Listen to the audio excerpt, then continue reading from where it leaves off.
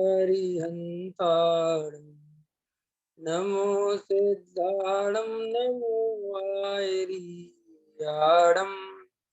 नमो वज्रायाणं नमो लोये सब्बसाहुणम् नमः समय साराय स्वानुभूत्या च खासिते चित स्वभावाय भावाय सर्वभावान्तरच्छिदे अनंत धर्मणस्तत्त्वं पश्यन्ति प्रत्यगात्मना अनेकान्तमयी मूर्ति नित्यमेव प्रकाशताम् वन्दितु सब सिद्धे द्वयचलमणोभवं गतिं पत्ते भोक्ष्यामि समय काहुल गणमोषध केवली वडिदम् आत्मज्ञान ही ज्ञान है शेष सभी अज्ञान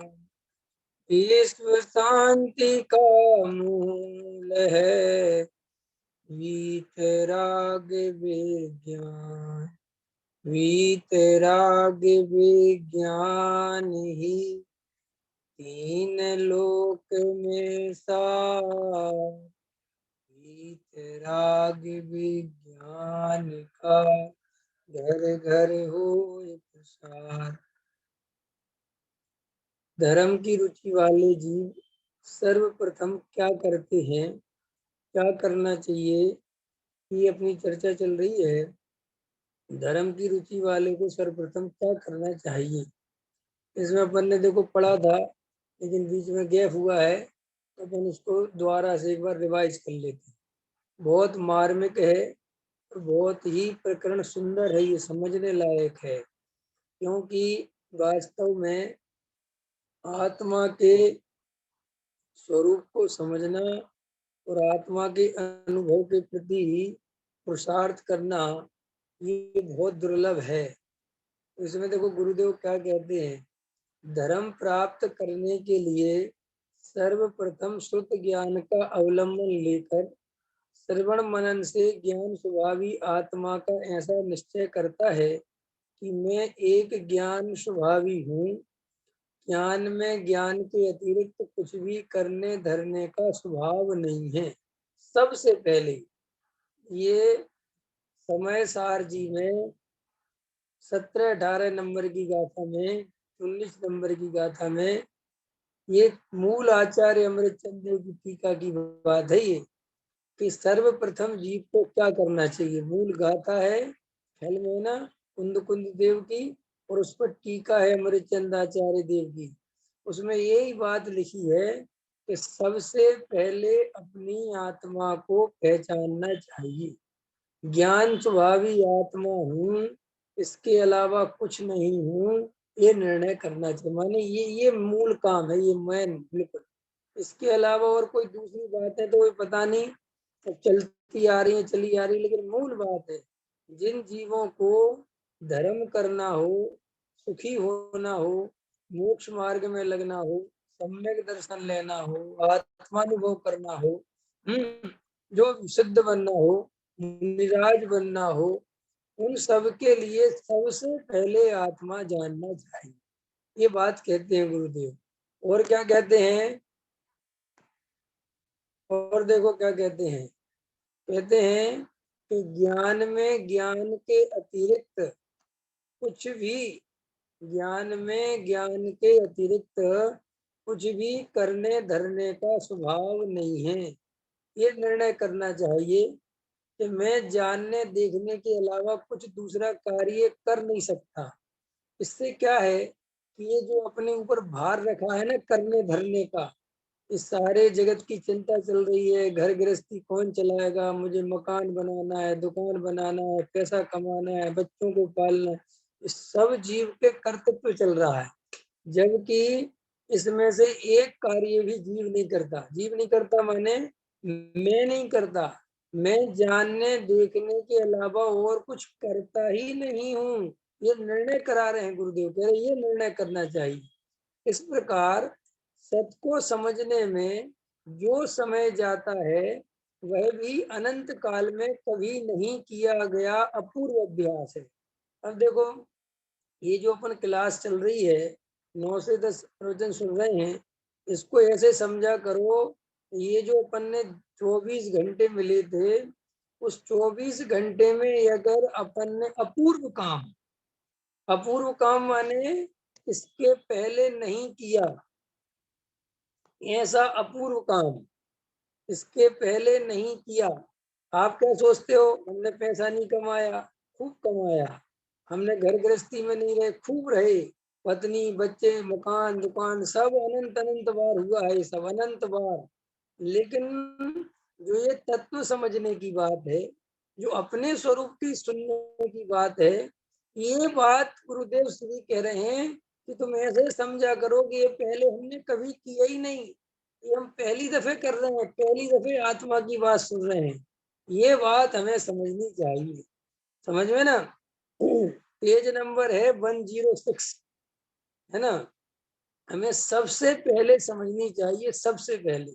इसलिए मैं ये कहता हूँ कि देखो भाई, ये जो अपन ने अभी बीच में क्लास बंद की थी, वो आपके लिए थोड़ी सी जागृति बने इसके लिए की थी। 24 घंटे में से जो 1 घंटे अपन स्वाध्याय सुन रहे हैं, इसको ऐसे समझा करो कि ये जीवन का आज का सबसे महत्वपूर्ण कार्य है। इसके बिना बिल्कुल सब बेकार है। इसलिए जब घड़ी में 9 बजते हैं, तो सारी दुनिया एक तरफ चली जाए, सब काम बिगड़ जाए, बन जाए, लेकिन स्वाध्याय में बैठना है। इतनी कमर कसोगे, इतनी मजबूत स्थिति रखोगे, तो आत्मा मिल पाएगा। आप ये सोचो कि हम 1 घंटे में भी लापरवाही करें, कभी घर के काम आ गए, कभी ये आ गया, कभी फोन आ गया, कभी ये आ गया, कभी वो आ गया, है तो मेरे नहीं आते क्या काम? क्या मेरे पास घर गृहस्थी नहीं है? हैं? मेरे पास भी, मैं भी कैमरा बंद करके पढ़ाता हूँ, ऐसे तो नहीं हो सकता ना। इसलिए व्यवस्थित ये समझो। और ये देखो, भाग्य से प्रकरण भी ऐसा आ रहा है।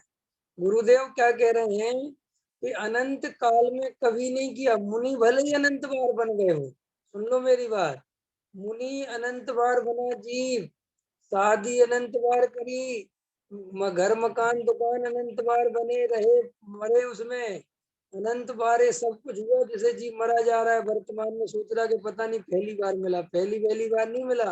ये सब शरीर, संयोग, मकान दुकान, स्त्री पुत्र कुटुंब, अनंत बार अनंत बार अनंत बार अनंत बार। हमने आज तक अगर एक बार भी कोई काम नहीं किया, तो वो काम है कि हमने शुद्धात्मा की बात रुचि पूर्वक नहीं सुनी। अगर हमने क्रिया कांड करे, क्षेम ज्ञान बढ़ाया, तो वहां पर भी आत्मा की बात प्रेम पूर्वक नहीं सुनी। आत्मा की बात रुचि पूर्वक सुनने का मतलब समझते हो? आत्मा की बात रुचि पूर्वक सुनने का मतलब कि मुझे आत्मा के अलावा कुछ नहीं चाहिए, ऐसी रुचि जिसको आत्मा में अपनापन होने लग जाए, ऐसी रुचि जिसको सब कार्य दूसरे नंबर पर दिखे, पहले नंबर पर आत्मा दिखे, ऐसी रुचि। तो गुरुदेव क्या कह रहे हैं कि यह कार्य अपूर्व है, इसके पहले नहीं किया। ऐसे जीव को सत की रुचि होती है, अर्थात वैराग्य जागृत होता है। अब देखो, इसको गुरुदेव वैराग्य कह रहे हैं। आत्मा की सच्ची रुचि होना, ये वैराग्य है। ख्याल में है कि नहीं है? माने वैराग्य के नाम पर जो चलते ना, अब जैसे ये भी एक वैराग्य है। जैसे अपन मरघट का वैराग्य कहते हैं, कोई मर गया, कोई स्थिति बिगड़ गई, कोई गरीबी आ गई, कोई पाप का उदय आ गया, कोई लकवा लग गया, कोई शारीरिक पीड़ा हो गई, तो एकदम अपन कहने लगे, अरे साहब संसार सारे, यहाँ कुछ है ही क्या। तो ये तो महा घटिया वैराग्य, इसकी कोई कीमत है? ये तो पाप के उदय में संसार से अरुचि थोड़ी देर के लिए हुई है, और जैसे ही उदय बदलेगा, संयोग बदलेगा, समय बदलेगा, वापस वही एकत्र हो जाएगा। इसलिए बहुत सारे लोग विपरीत परिस्थितियों में उन्हें धर्म अच्छा लगता है, धर्म की बातें अच्छी लगती हैं, और जैसे ही पुण्य का उदय आता है, तो उनको फिर वही धर्म की बातें सुनने का समय नहीं मिलता। समझ में आया? इसीलिए गहराई से ये बात समझना, बहुत गहराई से। तो वैराग्य का मतलब क्या? आत्मा की सच्ची रुचि, ये वैराग्य का मतलब। समझ में आया? आत्मा के प्रति ऐसा प्रेम कि बस साहब 23 घंटे में बिल्कुल कुछ नहीं मिला, अब ये 9 से 10 अपनी आत्मा की बात सुन रहे हैं, बस ये अपना आनंद। जैसे अपन लोग कहते हैं ना, अपन भोजन करने बैठ गया, दिन भर हो गए साहब, बेकार हो गए, चलो अब भोजन मिलेगा। ऐसे ही शरीर का भोजन मिलता है तो जीव राजा प्रसन्न होता है, ये मिथ्यात्व है। ख्याल में है कि नहीं आया? शरीर का भोजन मिले तो प्रसन्न नहीं होना, वो क्या है, ठीक है, शरीर की आवश्यकता है। जब आत्मा का भोजन मिले तो प्रसन्न होना कि चलो अब मुझे मेरा भोजन मिल रहा है। इसीलिए बहुत इंपॉर्टेंट समझना, महत्वपूर्ण समझना, उपयोगी समझना, यही सुखी होने का उपाय, ये निर्णय करना, बाकी सारे उपाय झूठे हैं। अब देखो, ऐसे जीव को सत की रुचि होती है, अर्थात वैराग्य जागृत होता है और समस्त संसार की ओर की रुचि उड़ जाती है। समस्त संसार की रुचि उड़ जाती है विवेक जी के नहीं? विवेक जी की रुचि उड़ने का अर्थ बताओ। संसार की रुचि उड़ जाती का मतलब क्या है? महेश जी, पंचकल्याणक हो गए कि नहीं हो गए? खूब पंचकल्याणक कर लिए, ठीक है, बताओ ये इसका अर्थ क्या है? हिसाब पर की रुचि उड़ गई, इसका अर्थ क्या है?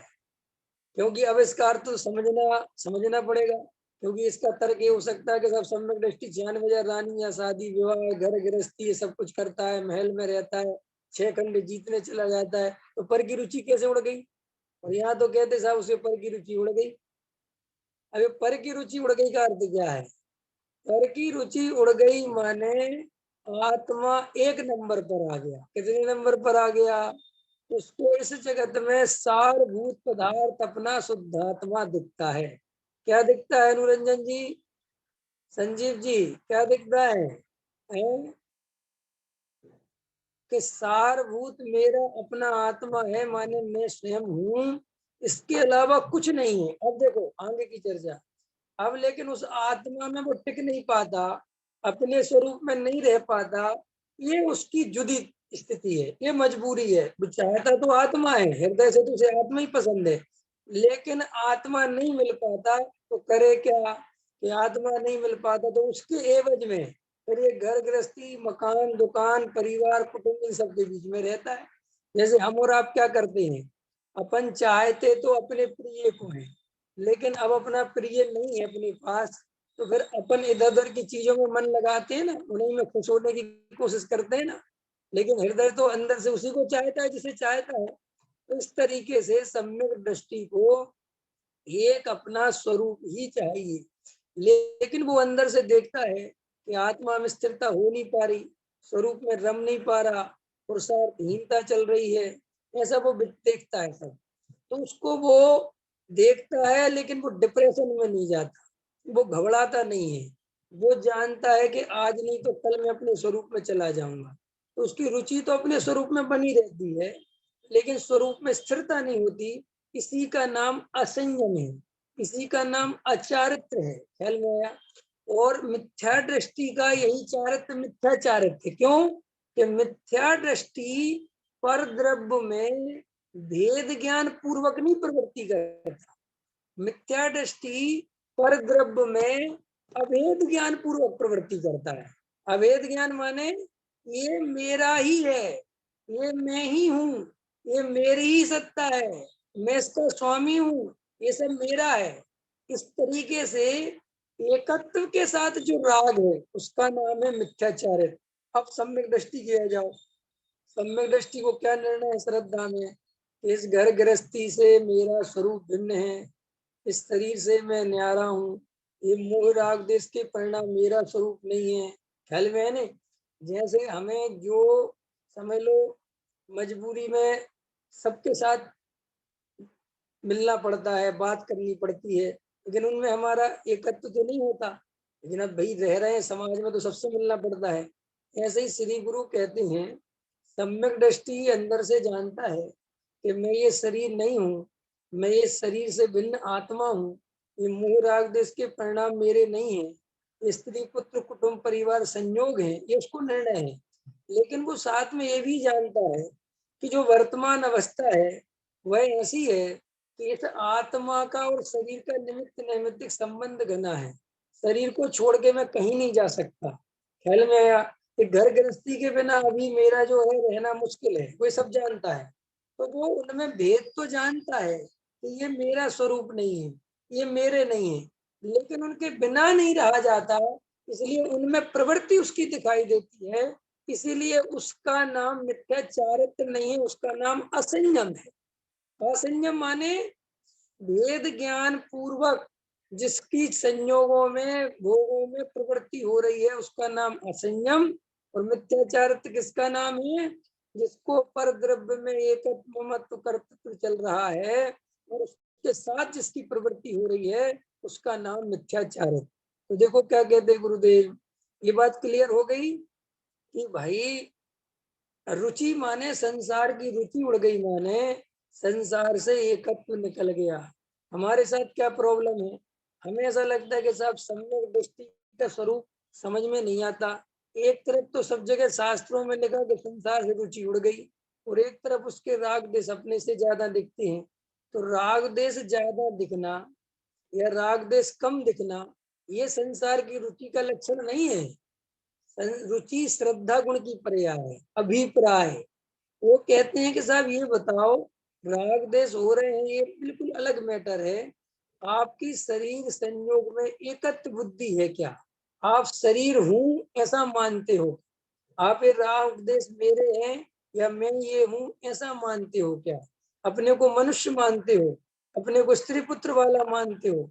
अगर ये वाला मानते हो तो इसका नाम ही मिथ्या दर्शन है, और इसके साथ ही मिथ्या ज्ञान है, और इसके साथ ही मिथ्याचारित्र है।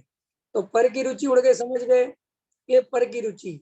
अब देखो और क्या कहते हैं, 84 के अवतार की वेदना का ऐसा अनुभव होने लगता है कि यह त्रास कैसा। देखना गहराई से, 84 के अवतार की वेदना, 84 लाख योनि की कल्पना तो करो, विचार तो करो। 84 लाख योनियों में जन्म मरण, किस किस के पेट में जन्मे मरे, जन्म मरण, कहाँ कहाँ कैसी कैसी दशा। गुरुदेव कहते हैं इन सब में ये देखो कि मैंने ये दशा क्यों प्राप्त हुई, कि मैंने अपने स्वरूप को नहीं देखा, मैंने अपने को आत्मा नहीं माना। और कितनी आकुलता, वर्तमान में भी कितनी आकुलता है। इस आकुलता को देखो, विचारो, गहराई से अनुभव करो। संसार में कितना दुख है, कितना दुख है। दुख माने आकुलता के अलावा कुछ है ही नहीं। मैं तो देखो गहराई से देखो, जब बच्चे जन्म लेते हैं, गर्भ में आते हैं, उसकी पीड़ा, ठीक है। उसके बाद जन्म लेने के बाद पालना पोसना, बड़े करना, बड़े होने के बाद फिर वो अपने अनुसार सब कुछ। इस जीव को मिलता क्या है इस संसार में? ऐसा कुछ तो सोचो कि हम ये कह सके कि हम इससे निराकुलता मिली। कोई निराकुलता नहीं मिली, आकुलता आकुलता मिलती है। तो गुरुदेव कह रहे हैं कि वेदना का ऐसा अनुभव होने लगता है कि यह दुख कैसा, यह त्रास कैसा। स्वरूप की प्रतीति नहीं होती, और प्रति क्षण पराश्रय भाव में लगे रहना, पर की गुलामी में लगे रहना। कभी पत्नी, कभी बच्चे, कभी पड़ोसी, कभी समाज, कभी मन को सब बिल्कुल पूरी तरह पर अपने स्वयं के लिए फुर्सत ही नहीं है। ऐसी गुलामी करते रहना पड़ता है। यह भी कोई मनुष्य जीवन है? क्या कह रहे गुरुदेव, ये कोई मनुष्य जीवन है? इसको तुम जीवन कहते हो? 10, 5, 50 करोड़ रुपए कमाना पागलों की तरह लगती, बच्चों को साहब मैंने बड़ा कर दिया और मैंने घर बना लिया, इसको गुरुदेव कह रहे जीवन है ये तुम्हारा? इसके बाद क्या होगा? ये पर्याय बदलेगी फिर क्या होगा? ये भाव छूटेगा फिर क्या होगा? अभी जब कोई बीमारी बड़ी आएगी तब क्या होगा? कैंसर होगा तब क्या होगा? बुढ़ापा आएगा तब क्या होगा? डला रहेगा। ये डरने डराने की बात नहीं कह रहे, ये बात इसलिए कह रहे गुरुदेव कि कम से कम तू अपने शुद्धात्मा के लिए समय तो निकालना चालू करे। अंदर से तेरे को डर तो लगे संसार का कि भाई संसार में मिलेगा क्या। लोग जहर नहीं खाते, जहर नहीं पीते, क्यों नहीं पीते? कि जहर पी के मर जाऊंगा। श्री गुरु कहते हैं मोह पी के क्या दशा हो रही है।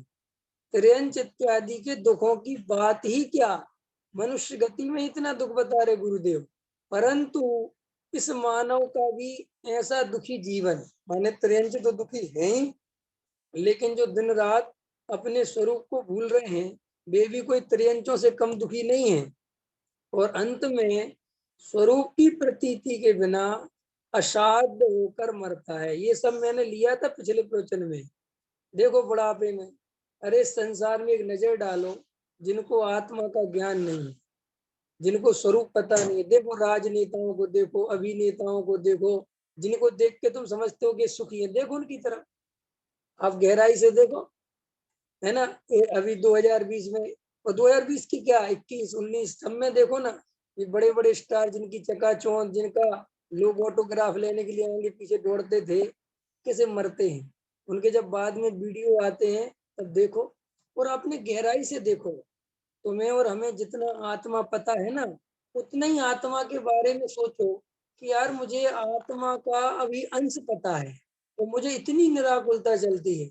देखो इस बेचारे को आत्मा के बारे में ज्ञान नहीं, कैसा पागल हो रहा है, फांसी लगा रहे लोग, आत्महत्या कर लेते हैं, है ना, भाव मर जाने को तैयार हैं, डिप्रेशन में चले गए बेचारे, रात और दिन इसी संसार की चिंताओं में लगे हैं, कुछ उनको दिख ही नहीं रहा। सोचो उनके बारे में कि मनुष्य हैं, समझ गए ना, इतनी दुर्लभ पर्याय में आए हुए हैं, लेकिन आत्मज्ञान से रहित होने के कारण मात्र पैसा ही दिखाई देता है, मात्र संयोग ही दिखाई देते हैं, मात्र और मात्र घर गृहस्थी और पद और प्रतिष्ठा और यही दिखाई देता है। उनको आत्मा की खबर नहीं, छोटी छोटी चीज के लिए बेईमानी करते हैं, झूठ बोलते हैं, मायाचारी करते रहते बेचारे। उनको देखो आप, गहराई से देखो। मैं तो जितना देखता हूँ देखते ही रहता हूँ। जैसे बड़े बड़े दुकानदारों को देखो, उनकी दुकान बहुत चल रही है, और वे दुकान पर बैठे हुए हैं, पैसा लेने की फुर्सत नहीं है, लेकिन उसको गहराई से देखो बेचारे को कि इसका जीवन कैसा है। सुबह 9 बजे आ जाता है दुकान पे, ठीक है, और 9 बजे इसकी दुकान इतनी चलती है, इतनी दुकान चलती है कि इसे पानी पीने की फुर्सत नहीं मिलती। अगर बाथरूम जाना हो तो 1000 दफे सोचे, है ना। और वो बेचारा लगा है, पैसा आ रहा है, पैसा आ रहा है, पैसा आ रहा है, पैसा आ रहा है, पैसा आ रहा है, पैसा आ रहा है, पैसा आ रहा है, और ऐसे रात को 9 बजे तक पैसा आता है। और 9 बजे बेचारा हारा थका आता है, जो रोटी मिल गई, रोटी वोटी थोड़ा बहुत घर वाव खाता है, 1 घंटे बाद सो जाता है, फिर सुबह उठता है बेचारा हारा थका, फिर जा। अब देखो कहने को उसे सेठ जी कहते हैं लोग, उसे कहते साहब उसके मजे हैं, लेकिन गहराई से सोचो क्या मजे है, इसको क्या मिल रहा है बेचारे। मैं भी एक अमिताभ बच्चन का इंटरव्यू सुन रहा था, बोले साहब हम 4 4 शिफ्टें करते थे, 2 घंटे सोते थे, 18 18 घंटे फिल्मों की एक्टिंग चलती थी, शूटिंग चलती थी। अपन कहते साहब ये सुखी है, और अंत में क्या मिलता है जीव को, गहराई से सोचो, अंत में कुछ नहीं मिलता, क्योंकि बेचारे को आत्मा के बारे में कुछ पता है नहीं, और मरने की मौत के कभी बारे में समझा नहीं, समाधिवण कभी जाना नहीं, स्वरूप का कुछ पता किया नहीं कि शरीर हूँ कि आत्मा हूँ कि क्या हूँ। अब बेचारा लेटा हुआ है, डॉक्टरों के हाथ पैर जोड़ रहा है, मेरे से आप करोड़ों रुपए ले लो, मुझे बचा लो। डॉक्टर कह रहा भैया मैं क्या बचा लूं, अब तो बस खत्म है कहानी। बस ऐसे असाध धो के माने कोई साथ देने वाला नहीं दिखता, और बेचारा मर जाता, और उसको कोई प्रयोजन नहीं पता चला मनुष्य जीवन का, कि मनुष्य जीवन का क्या प्रयोजन है। विचार करा करो, सबको देखो जो तुम्हें सुखी दिखते हो। मैं कभी कभी बहुत गहराई से विचार करता हूँ कि ये तत्व ज्ञान अभी पूरी तरह नहीं मिला अपने को, पूरी तरह नहीं मिला माने अभी आत्मानुभव नहीं हुआ। संजीव जी समझ रहे हो ना, अभी आत्मानुभव नहीं हुआ, अभी सम्यक दर्शन नहीं हुआ, मात्र उसकी जरा सी समझ लो झोंका आया है, हवा का, तत्व ज्ञान का जरा सा झोंका आया है, संस्कार बस आ गया। अपने पिताजी वगैरह थे, घर परिवार वाले थोड़े तत्व सुनते थे, उसके कारण आ गया। तो उसके ही झोंके में कितनी आकुलता से बचते हैं, विचार करो, कितने छल कपट से बचते हैं, कितनी बेईमानी से बचते हैं, झूठ फरेब से बचते हैं, ठगने से बचते हैं, आकुलता से बचते हैं, अगर कोई विपत्ति आती है तो समता भाव धरते हैं। ये सब मात्र उस तत्व ज्ञान का एक झोंका है, जिसकी बदौलत तुम इतने टिके हुए हो।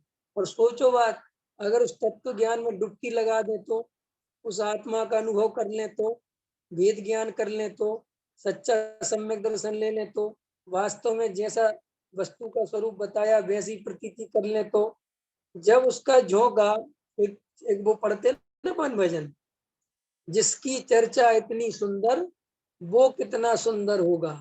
जिस ज्ञायक भाव की चर्चा में ही अनंत आकुलता मिट जाती है, भले ही वो 1 घंटे को मिटती है, आधे घंटे को मिटती है, लेकिन उसमें पावर तो है। अगर उसकी चर्चा करो तो आधे घंटे में शांति आ जाती है। कभी कभी पता है लोग मुझसे क्या कहते हैं, जो श्रोता है वो कभी कभी कहते हैं, भैया इतनी आकुलता हो रही थी आज, बहुत परेशान थे, लेकिन आपका 1 घंटे का जो स्वाध्याय सुनाना, जो चर्चा हुई, एकदम निर्भर हो गया एकदम। अब सोचो बात, चर्चा में ही निर्भर हो जाता है। और अगर अनुभव कर ले तो, सच्चा वेद ज्ञान कर ले तो, ओ फिर तो आप कल्पना ही नहीं कर सकते। देखो भैया, सब छोड़ना, स्वाध्याय नहीं छोड़ना। ख्याल में आएगी ना, स्वाध्याय जीवन है। पत्नी छूटती हो छूट जाए, बच्चे छूटते हो छूट जाए, मकान छूटता हो छूट जाए, माँ बाप छूटते हो छूट जाए, समाज छूटता हो छूट जाए, पैसा लुटता हो लुट जाए, लेकिन स्वाध्याय नहीं छूटना चाहिए। अरे आप विचार करो, जरा सा विचार करो, अंग्रेजों की गुलामी थी, क्या थी? अंग्रेजों की गुलामी थी ना भारत में। तो लोगों ने इस सड़ी सी आजादी को पाने के लिए, जिस जो आजादी 2 कौड़ी की नहीं है, क्योंकि तो नेता तो आज भी अपन पे आज कर रहे हैं, लेकिन फिर भी अपन मान लो कि 2 कौड़ी की आजादी के लिए लोगों ने घर परिवार छोड़ दिया, जंगल जंगल भटकते रहे, आंदोलन चलाए, अंग्रेजों के खिलाफ बगावत करी, काय के लिए? इस जरा सी आजादी के लिए, पूर्ण आजादी नहीं, छोटी सी आजादी के लिए जीवन लगा दिया, घर परिवार को छोड़ दिया, सब छोड़ दिया, शादी नहीं करी, बच्चों को होते हुए भी छोड़ के भग गए। हम तो इंकलाब जिंदाबाद है कि नहीं, वंदे मातरम लेके आएंगे। आज आचार्य कहते हैं, हम तुझे अनंत काल की पराधीनता से आजादी दिला रहे। कितने काल की? अनंत काल। ओहो, अभी खबर नहीं भैया, खबर नहीं। जैसे जीव जवानी में बुढ़ापे का विचार नहीं करता, ऐसे ही जीव जिस पर्याय में जाता है तो अनंत पर्यायों का विचार नहीं करता। कि विचार तो करो, कितनी पर्यायें गई होंगी और कितनी जाएंगी आगे, अगर अपना स्वरूप नहीं जाना तो श्री गुरु कहते हैं कि तुम्हें हम ऐसी आजादी दिला रहे हैं कि तुम सिद्ध भगवान बन जाओगे। सिद्ध भगवान माने अब जिनको एक पुद्गल परमाणु का भी बंधन नहीं रह गया। समझ गए? सिद्ध भगवान माने अनंत काल के लिए अनंत स्वतंत्र और अनंत आनंद में रहने वाले। और हम और आप, श्री गुरु कहते हैं कि विचार ही करने को राजी नहीं, ऐसा पैसे के पीछे पागल है जैसे पैसा से अनंत काल सुखी कर देगा। पत्नी बच्चों के पीछे ऐसा पागल है जैसे जिसको अनंत काल सुखी कर देंगे। मकान दुकान बना के ऐसा प्रसन्न है जैसे सदा काल यही रहना हो। समाज में पद प्रतिष्ठा पाके ऐसा प्रसन्न हो रहा है जैसे ये पद प्रतिष्ठा सदा ही बनी रहेगी। है क्यों सा? अनुरंजन जी, महेश जी, समझ में आ रहा कि नहीं आ रहा है? दिनेश जी, प्रमोद जी, समझ में आ रहा कि नहीं आ रहा? टोडामल जी साहब ने प्राप्त पर्याय में तन्मय होने की बात बताई। ये जीव ऐसा तन्मय रहता है इस पर्याय में कि ये पर्याय छोड़ के जानी यही भूल जाता है। क्या? और सुनो, भूल जाता है तो उसकी प्रकृति में व्यवस्था है कि हर दिन कोई ना कोई मरता है, हर दिन किसी ना किसी का बुढ़ापा आता है, तो भी जागृत नहीं होता। और मैं तो 1000 दफे कहता हूँ, प्रकृति अपने साथ कितनी है, प्रकृति अपन को कितना जागृत करती है, कितना समझाती है कि जाग जाग जाग। प्रकृति, शास्त्र की बात नहीं कर रहा हूँ, कोई गुरु की बात नहीं कर रहा हूँ, है ना, कोई भगवान की बात नहीं कर रहा हूँ, प्रकृति। देखो, मैं आपसे कहता हूँ, अगर ऐसा होता दुनिया में कि आप रात में सोए जवान और सुबह उठे बूढ़े, तो क्या होगा? है? ऐसा होता तो क्या होता? हो सकता है ना? ऐसा नहीं होता। देखो, प्रकृति प्रति समय सावधान करती है। पहले थोड़े थोड़े बाल सफेद करती है, थोड़ी छोटी छोटी माइनर माइनर बीमारियां भेजती है ना सचिन जी? छोटी छोटी, कि भाई अब जाग जाओ, अब समझ जाओ, इस पर्याय में जितना जो जो तुम्हें पागलपन करना था वो कर लिया, अब ये पर्याय छूटने वाली है, अभी भी मौका है, बड़ी मुश्किल से तुम निगोज से निकल के यहाँ तक आए हो, कैसे कैसे करके तुमने कौन कौन सी पर्यायों में जन्म ग्रहण किया है, पागल मत बनो। इतना समझाती है प्रकृति हमें, इतना समझाती है कि रात और दिन इसी काम में लगी है कि जीव समझ जाए कि ये पर्याय में सदाकाल नहीं रहना।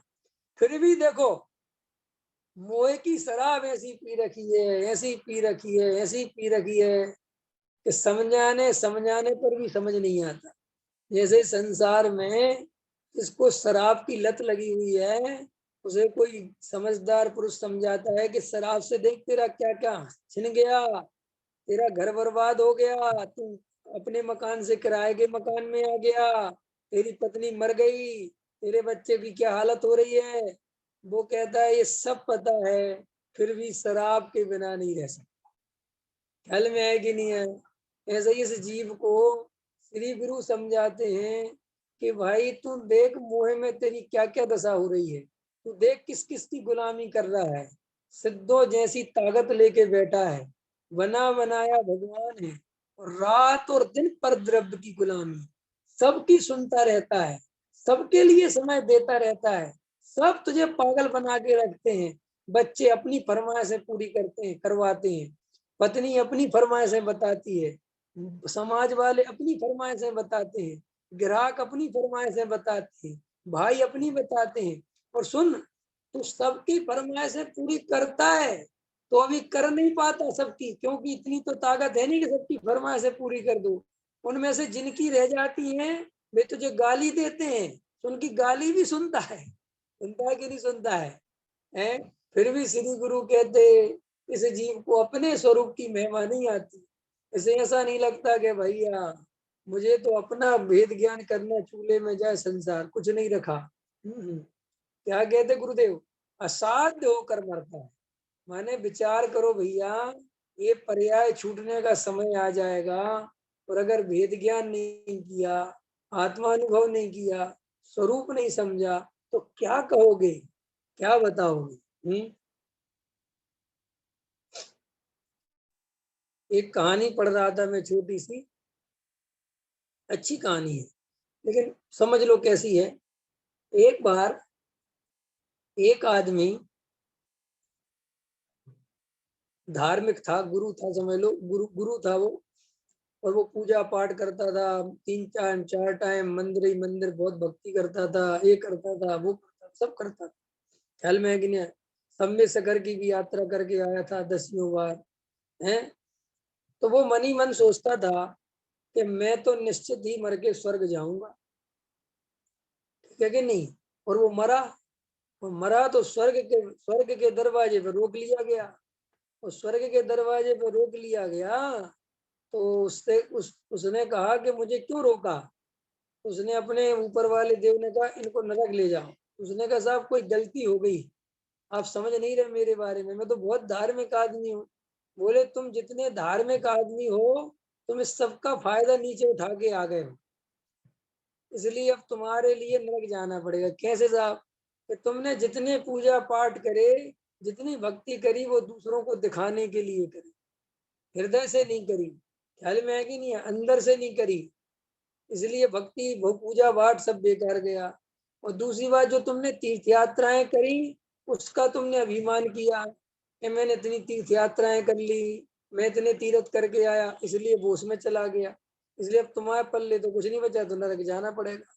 ये तो एक किंवदंती है। अपने अपने हृदय में विचार करो, हमें जो आत्मा की प्यास है वो वास्तव में कितने अर्थों में गहराई से है, हम उसके लिए क्या क्या दाव पे लगा सकते हैं।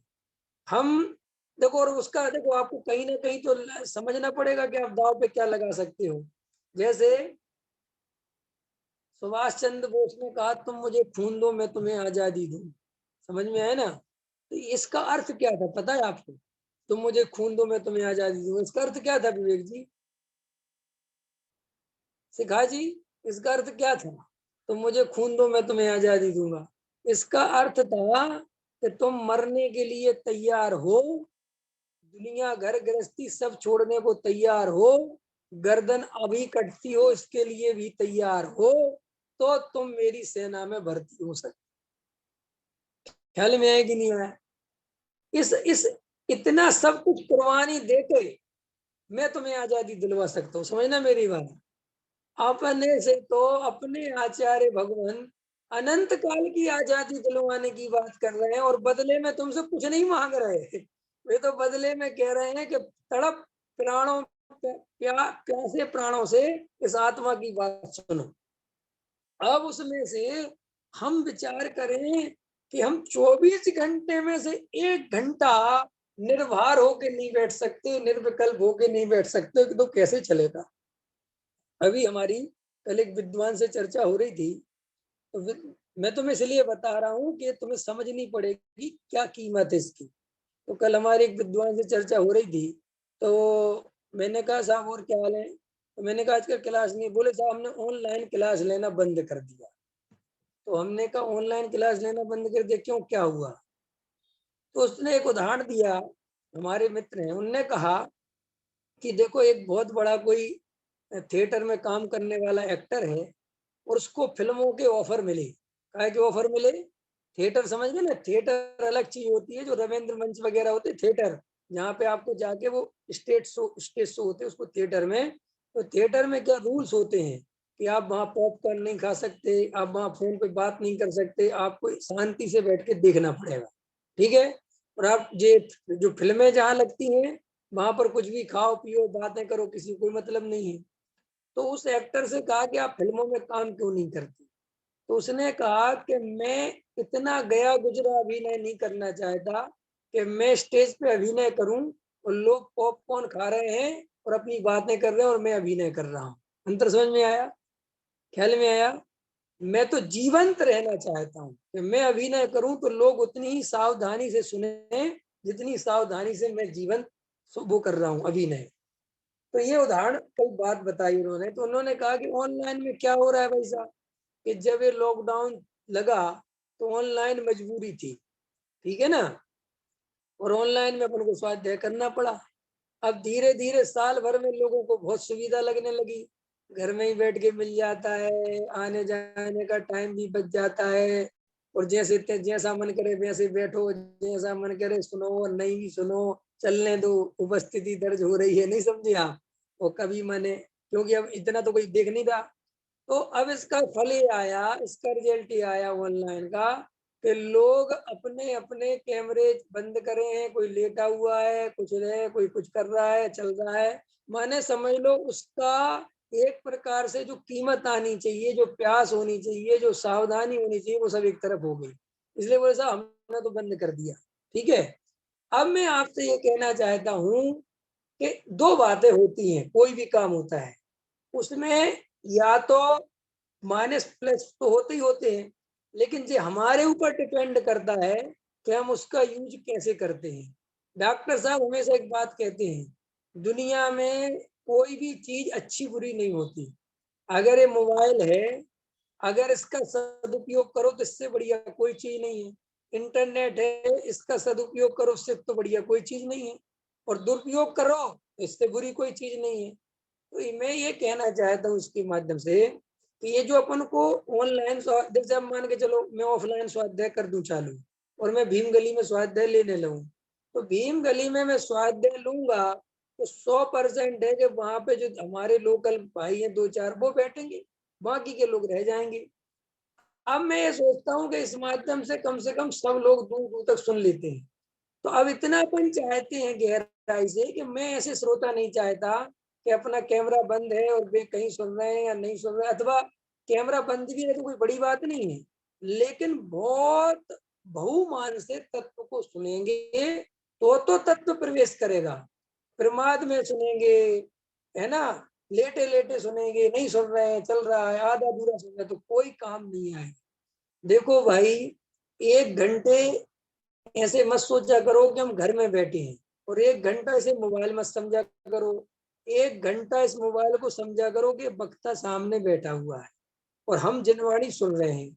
अलर्ट होके, भले ही तुम कैमरा ऑन नहीं कर पा रहे हो, लेकिन अपने हृदय से भर के मुझे वो कैमरा नहीं खोल पा रहा हूँ, वो अलग बात है, लेकिन कैमरा खोलोगे तो तुम्हारे अंदर एक जिम्मेदारी बनेगी।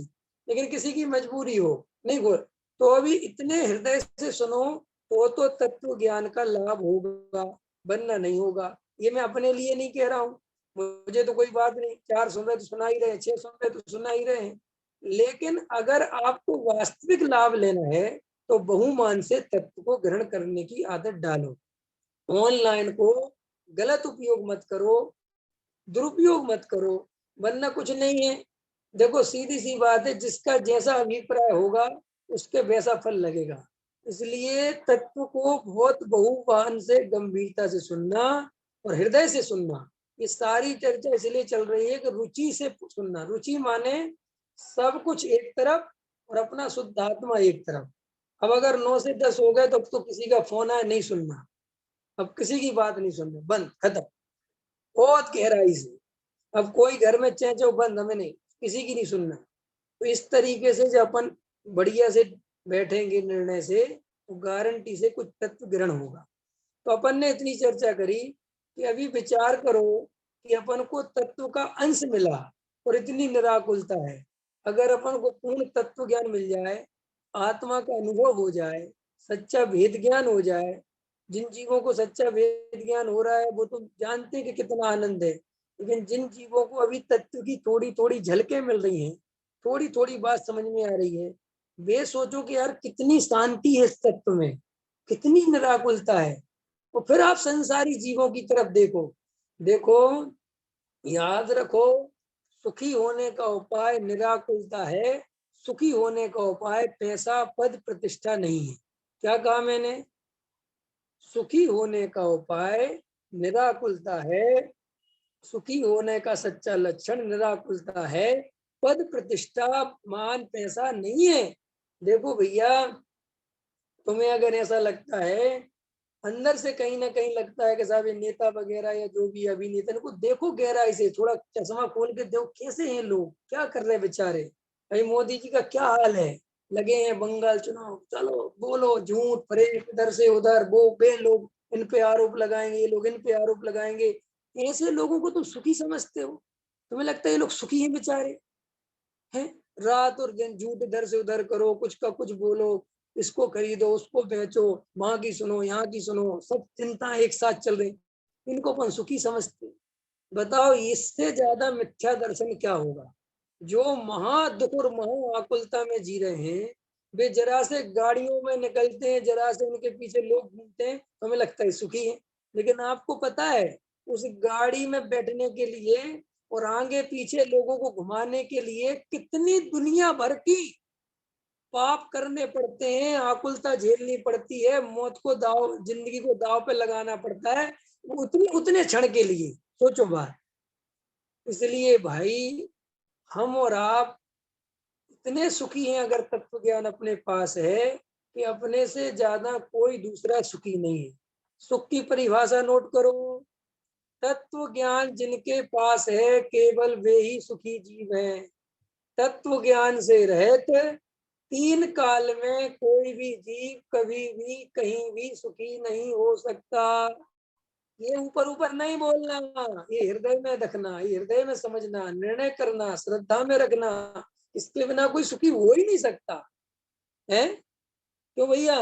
रोगी आदमी सुखी हो सकता है? बोलो जल्दी, विवेक जी बोलो, अनुरंजन जी बोलो। रोगी आदमी सुखी हो सकता है? नहीं हो सकता। ऐसे ही तत्व ज्ञान से रहित व्यक्ति कभी सुखी नहीं हो सकता। निर्णय करो। जैसे रोगी को देख के करुणा आती है ना, अरे रे बड़े दुखी, इस बेचारे को कैंसर हो गया। ऐसे ही मिथ्या दृष्टि को देख के सोचा करो, बेचारे के मिथ्या दर्शन है। बताओ, इतनी दुर्लभ पर्याय, इतना बहुत बढ़िया जीवन है, जैन कुल में जन्म लिया, रोज मंदिर जाता है, वीतरागी भगवान के दर्शन। तो मंदिर जाते हो सब लोग ना, हैं? तो जो मुमुक्षुओं के मंदिर में जाते ना, उसमें कम फायदा होता है। गैर मुमुक्षुओं के मंदिर में जाओ तो बहुत फायदा होता है। समझ में आए नहीं? मैं तो गैर मुमुक्षुओं के मंदिर में जाता हूँ। उसमें क्या होता है कि देखो कितनी तरह के लोग आते हैं, उनके चेहरे देखो, उनके विचारों का जीवन देखो, वे भगवान को क्या समझ रहे हैं, कैसे उनके भाव चल रहे हैं, क्या उनको स्वरूप की खबर नहीं है, कैसे भगवान से डर रहे हैं, हे भगवान हे भगवान हे भगवान हे भगवान, है कि नहीं? तो देखो विचारो, तो उन पर करुणा करना कि देखो ये स्वरूप नहीं जानते। जैन है, जिनेंद्र भगवान के सामने खड़ा हुआ है और जिनवाणी भी रखी हुई है। देखो गजब की बात है कि नहीं, इतने इतने बढ़िया निमित्त है, लेकिन इस बेचारे को स्वरूप की खबर नहीं। ख्याल में है तो तब तुम्हें पता चलेगा कि मेरे पास क्या चीज है, तब तो पता चलेगा। अभी पता ही नहीं है, समझ में नहीं आता। 9 से 10 क्लास में सो जाए तो ऐसा सोचा करो, घबराना नहीं। 10 करोड़ रुपए का नुकसान हो गया। हालांकि मैं करोड़ इसलिए कह रहा हूँ कि अपन को पैसे की महिमा आती है, तत्व तो अमूल्य है, लेकिन फिर भी मैं एक अभी किसी का वो सुन रहा था स्पीच, तो वो बता रहा था कि साहब बहुत लोगों की समस्या होती है कि वे सुबह उठ नहीं पाते। तो बोले साहब मेरे पास ऐसा उपाय है कि तुम तो क्या, तुम्हारी पीढ़ी की पीढ़ी उठने लगेगी सुबह 5 बजे। अब मैं भी सोचा यार, ये तो बहुत अच्छी बात है, क्या उपाय हो सकता है ऐसा है। अब उसने जो उपाय बताया वो मुझे बड़ा मजा लगा। उसने कहा कि तुम्हें सिर्फ एक ही नियम लेना है। कि क्या नियम लेना है? कि सुबह 5 बजे के बाद तुम अगर 6 बजे उठे, 1 घंटा लेट तो 100 का नोट फाड़ना, 2 घंटे लेट तो 200 का नोट फाड़ना, 3 घंटे लेट तो 300 रुपये फाड़ना, 4 घंटे लेट तो 400 रुपये फाड़ना। समझ गए नहीं समझ रहे हैं भाई? एक दिन तो आदमी 100 का नोट फाड़ देगा तो चलो भैया 1 घंटा, लेकिन अगले दिन आदमी कितने बजे उठेगा बोलो जल्दी? अगर ऐसा वास्तव हो तो कितने बजे उठोगे? कि भैया 5 बजे उठेंगे हम तो। अंदर समझ में आया? तो उसने कहा बहुत आसान है सुबह 5 बजे उठना। मेरे को बड़ा अच्छा लगा, मैंने कहा बहुत बहुत बढ़िया नियम है। ऐसे ही हमारी क्लास छूटे, हमारा स्वाध्याय छूटे, तो ऐसा सोचा करो वह 10 करोड़ रुपए का नुकसान हो गया मेरा। मैंने जो चीज 10 करोड़ की खरीदी थी वो 10 रुपए की बिक रही है, ऐसा कैसा हो? तो 10 करोड़ रुपए शेयर में लगे हों और 1 करोड़ बचे हो, 9 करोड़ डूब गए हों, तो रातों की नींद चली जाती कि नहीं चली जाती? लेकिन अपनी क्लास छूट जाती है तो नींद और अच्छी और आती है। क्या होता है कि भाई उसके अंतरंग में महिमा नहीं, इतनी गहराई से उसको समझ में नहीं आता ये कितना बड़ा नुकसान है। क्लास नहीं होना बहुत बड़ा नुकसान। गुरुदेव कहते थे जहाँ स्वाध्याय नहीं होता हो, तत्व की चर्चा नहीं होती हो, वो घर तो शमशान के समान है। ये गुरुदेव ऐसे ही थोड़ी कह देते थे, इसकी बहुत गहराई थी गुरुदेव को अंदर। वो जानते थे कि तत्व ज्ञान माने क्या। अरे जिस घर में रोटी नहीं हो बताओ उस घर की क्या स्थिति होगी? क्यों विवेक जी? जिस घर में आटा रोटी नहीं हो बनाने के लिए, भूखे मरते हो लोग, उस घर की क्या स्थिति होगी? तो ऐसे ही जिस घर में स्वाध्याय नहीं होता हो, आत्मा का भोजन नहीं बनता हो, आत्मा के लिए भोजन नहीं मिलता हो, उस घर की क्या स्थिति होगी? लेकिन समझ में नहीं आता। तो इस तरीके से ये जो चर्चा चल रही है, इस प्रकार संसार के त्रास का अनुभव होने पर स्वरूप को समझने की रुचि होती है। वस्तु को समझने के लिए जो समय जाता है वह भी ज्ञान की क्रिया है। देखो अभी अपन ज्ञान की क्रिया कर रहे हैं कि नहीं कर रहे हैं? एक जड़ की क्रिया और एक ज्ञान की क्रिया। 23 घंटे जड़ की क्रिया करी, हालांकि परमार्थ से ये भी जड़ की क्रिया है, लेकिन इसको ज्ञान की क्रिया क्यों गुरुदेव कह रहे हैं? कि ये ज्ञान स्वभाव की ओर ले जाने वाली है, ये ज्ञान स्वभाव की ओर तुम्हारा उपयोग पलटने वाली है, इसीलिए इसको ज्ञान की क्रिया कह रहे हैं। लेकिन हम तो जड़ की क्रिया में इतने मग्न हैं कि ज्ञान की क्रिया छूट जाए तो छूट जाए। ख्याल में है कि नहीं आया है? संसार में अपन सबका पेट भर जाए तो भी अपना पेट भरे बिना नहीं सोता। कहता भैया सबने खा लिया, अब तो दे दो मुझे भोजन। है विवेक जी, अनुरंजन जी, समझ में आ रहा कि नहीं आ रहा है? सबने खा लिया, अब तो दे दो मेरे को। ऐसे ही रात को जब 9 बजते हैं तो अपनी पत्नी, बच्चे, मकान, दुकान, घर गृहस्थी, पड़ोसी, व्यापारी, सबसे जो है निर्वृत्ति ले लिया करो कि भाई मैंने सबका पेट भर दिया, अब 9 से 10 मुझे अपना पेट भर लेने दो, मेरा टाइम हो गया है, प्लीज मुझे परेशान मत करो।